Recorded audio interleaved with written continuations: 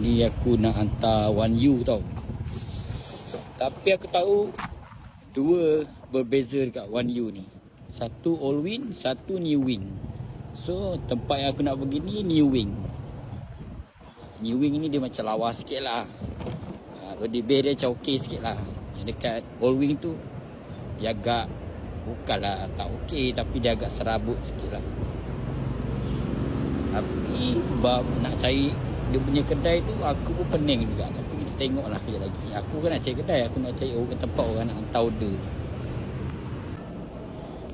Tapi dia senang lah cari tempat parking dia kan. Tempat parking dia memang ujung ke ujung lah. All wing ujung, new wing ujung.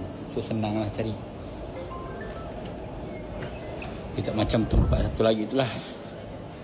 Tempat satu lagi tu pening mah, pening.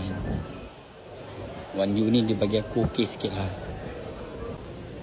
Pening tak pening jugalah. Tak jumpa ni kedai dia ni. Tak jumpa kedai aku nak hantar ni.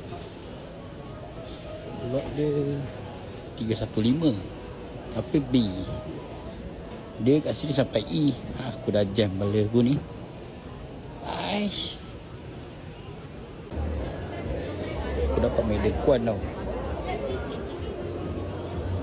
Nasib baik lah, bagus je. 1U ni dia ada Indomap. Ada Indomap. So senang lah kau nak cari kedai tu. Kalau macam Mac Valley tak ada tu. Padahal besar Mac Valley tu tak ada. Aku rasa Grab pun pening nak buat. Sebab besar sangat Mac Valley kan. Ini pun aku tak tahu lah. Aku rasa macam, aku rasa media kuan ni macam dekat Allwin. Tapi aku naik dekat New Wing. Hai, mesti jauh ni. Confirm jauh ni. Dia nasib baik dia. Nasib baik dia still dekat New Wing. Media kuan. Nasib baik. Tercedok aku geng. Tunggu media kuan dekat 1U ni. Dekat 40 minit mat. Sakit hati sial. Hai, dah panas lah sebenarnya tadi. Nak cancel lah tadi tu. Aduh, baik.